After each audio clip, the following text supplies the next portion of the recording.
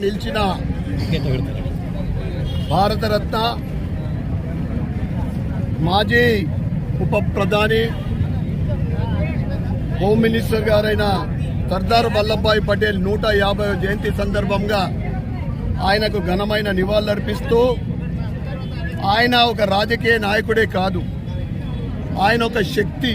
ఆయన ఒక స్ఫూర్తి. కోట్లాది మంది భారతదేశ ప్రజలకు ఈరోజు కూడా సర్దార్ వల్లభాయ్ పటేల్ స్ఫూర్తితోటి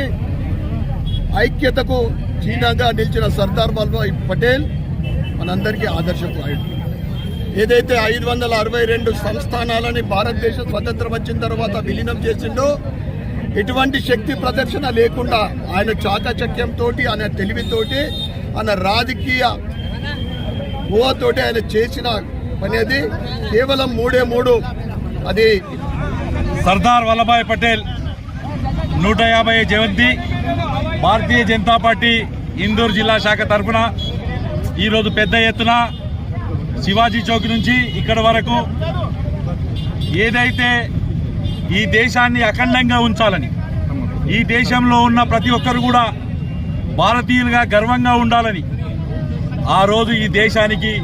ఉప ప్రధాని హోంమంత్రి అయిన సర్దార్ వల్లభాయ్ పటేల్ గారు ఎన్నో చిన్న చిన్న రాజ్యాలను ఈ దేశంలో గడిపి అఖండ భారతదేశానికి రూపకల్పన చేసిన ఆయన, ముఖ్యంగా తెలంగాణ నిజాం కబంధ హస్తాల నుంచి, నిరంకుశ పాలన నుంచి విముక్తి కల్పించి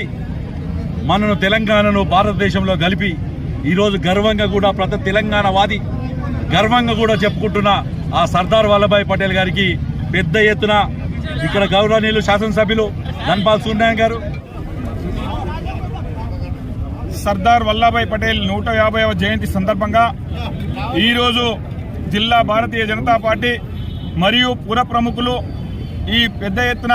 పాల్గొని యూనిటీ రన్ నిర్వహించడం జరిగింది. ప్రతి సంవత్సరం కూడా సర్దార్ వల్లభాయ్ పటేల్ జన్మదినాన్ని యూనిటీగా ఏదైతే నరేంద్ర మోడీ ప్రభుత్వం వచ్చిన తర్వాత యూనిటీ రన్ నిర్వహించడం దేని కొరకంటే, గతంలో స్వాతంత్రం వచ్చిన తర్వాత తెల్లదొరలు స్వాతంత్రం ఇచ్చిన తర్వాత ఆ రోజు భారతదేశంలో 562 సంస్థానాలుంటే 565 సంస్థానాలుంటే దాంట్లో 562 సంస్థానాల్ని